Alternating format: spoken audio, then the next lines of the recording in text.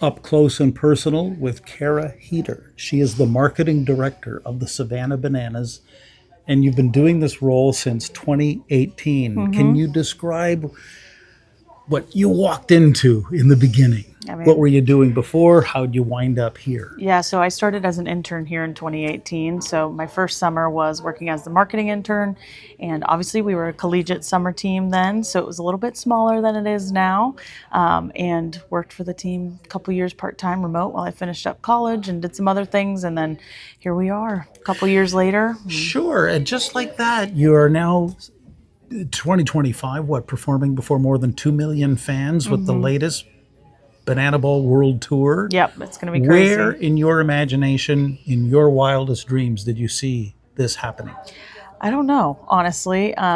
Each year we continued to grow more and more, but I think for me it was hard to believe it until I saw it. Even though I knew this is what we were working towards, what we were working for, it was hard to really put it into actuality until we saw it. And it was a slow growth. So it started with the one city world tour, then the 7 city world tour, and now here we are doing 35, 45 cities. Can you explain how the vision of one man, Jesse Cole, and his wife, Emily, how their vision has sparked all this? Can you explain that? Oh gosh, I don't know if I can. I mean, they had a dream and they've turned it into reality, and we've had a lot of great people to work with and help with that dream becoming a reality. But they are just two great people to work with on a daily basis, and they really have a goal and a vision for this team, and we're just here to help and kind of make it come true. So. What do you wish other people knew about marketing in terms of and especially with the bananas, like you've taken control of the media, you Mm-hmm. are the media Mm-hmm. with your YouTube, TikTok, Facebook in the beginning. Mm-hmm. What are your thoughts on that, Kara, and what other people could learn? Yeah, I think the two biggest things is the first one that comes to mind is doing everything in house. That's how you're going to get the most authentic and organic content and deliverables for your fans. If you source to a third party, it's going to become more inauthentic.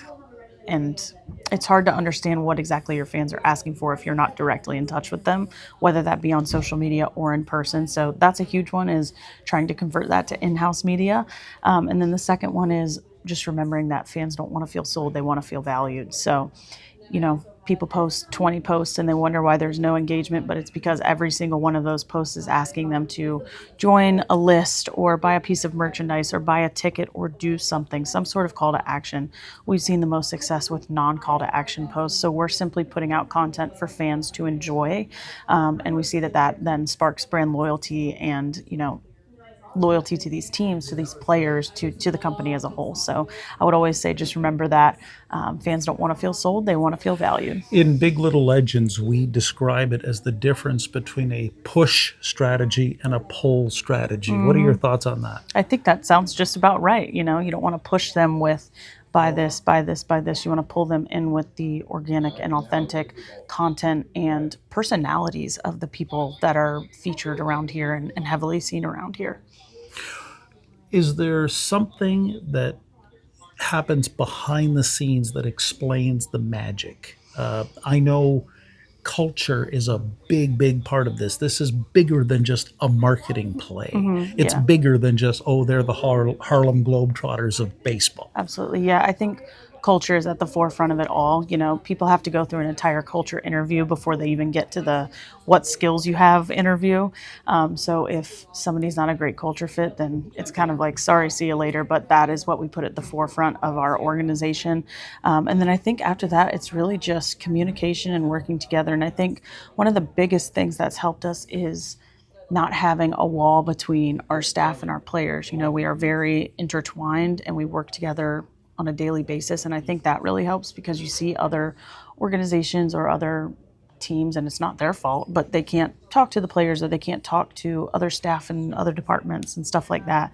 But I think because we kind of all merge together and see this as a united company between the players and the staff and the fans, it really helps us create the best content we can and the best live show that we can.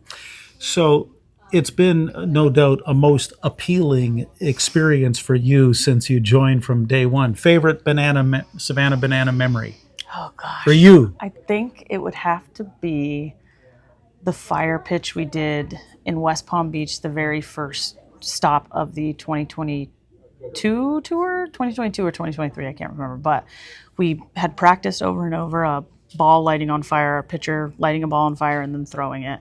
And we were ready to go. The ball didn't light, too much wind. And we were like, what do we do? What do we do? We were supposed to do this, the fireball pitch. That was like our big thing for the night.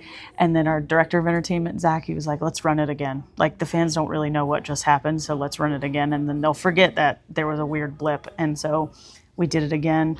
The ball lit on fire. He threw it for a strike, or maybe he didn't, but it should have been a strike. And the fans went crazy. It went crazy online. So that was just a really cool moment of not kind of letting that fear of failure get in our way as well, and just being determined to make it work and create these cool moments for our fans. The fireball, The fireball. the 98-mile-an-hour heater, whether it was Mariano Rivera in Major League Baseball, Yeah. latter-day Goose Gossage. I could keep going with those hard throwers. But here, the heater is Kara. She is the marketing director for the Savannah Bananas. And thank you so much for doing this. Of course. Thanks for having me.